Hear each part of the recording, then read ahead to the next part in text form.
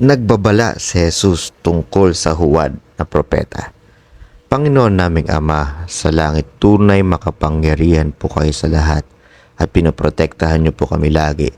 Panginoon, sana itong oras po na ito ay bigyan niyo po kami ng talino na maintindihan po ang devotion na ito. At Lord, hindi lang doon sa maintindihan, maisa puso po namin, nanamnamin namin, iisipin namin lagi.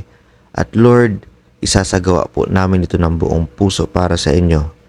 Panginoon, marami pong salamat sa lahat ng biyaya na binigay niyo po sa amin. At Lord, patawarin niyo kami sa mga kasalanan namin. At Panginoon, kung maaari po ay tulungan niyo kami. Kung maaari ay kontrolin niyo kami na hindi na magkasala laban sa inyo.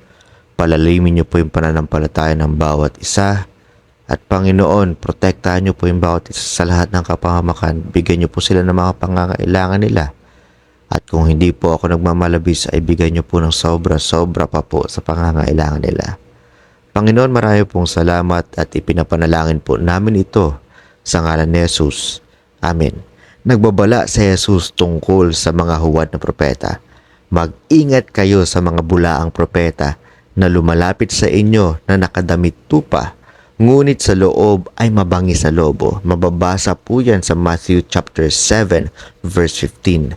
Ang mga huwad na propeta ay hindi lamang mga maling guro na nagpapalaganap ng ibang filosofiya o alternatibong teolohiya.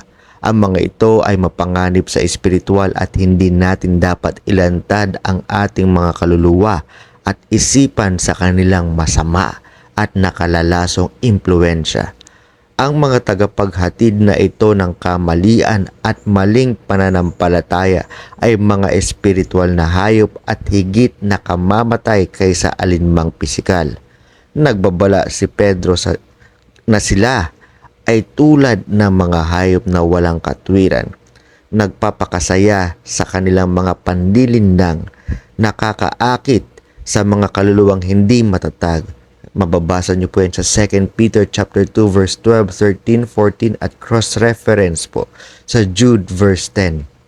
Kaya naman lubos na nauunawaan ang lahat ng ito ang payo ni Jesus na mag-ingat sa mga bulaang propeta ay hindi lamang isang pagbanggit ng isang bagay kundi sa isang babala na mag-ingat at ilayo ang ating isipan sa kung ano ang nakapipinsala sa espiritual. Para sa kapakanan ng kanyang mga tagapakinig, natural para kay Jesus na ihambing ang mga huwad na propeta sa mga lobo.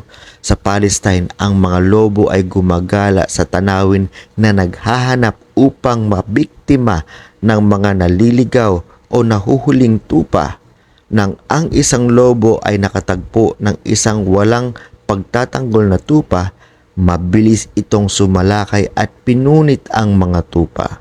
Tulad ng walang awa at mababangis na hayop, ang mga huwad na guro ay laging naghahanap ng mga bagong biktima.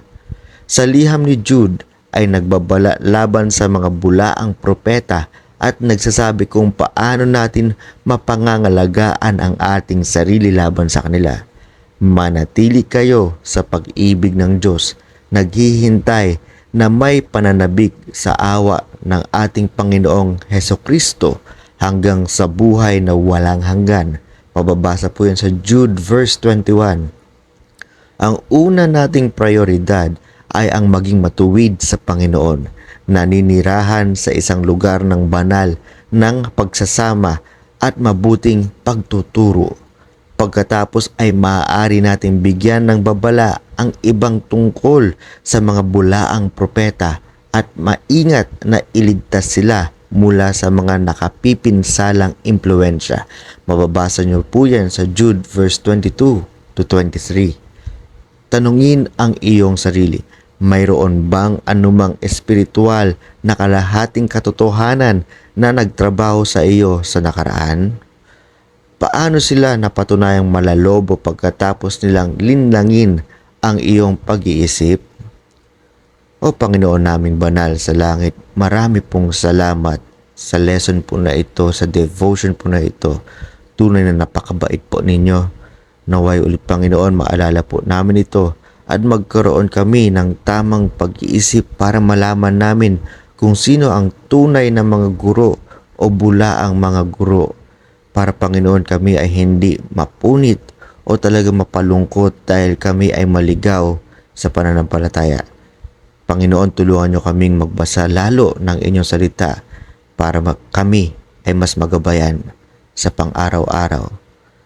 Pinapanalangin po namin ito sa ngalan ni Jesus. Amen. Ulit po, itong mga devotion na po na ito ay galing po sa gty.org. Ang nakalagay po doon ay English. Itinatranslate lang po natin sa Tagalog. Itong devotion na ginagamit natin ay galing po doon sa Life of Christ.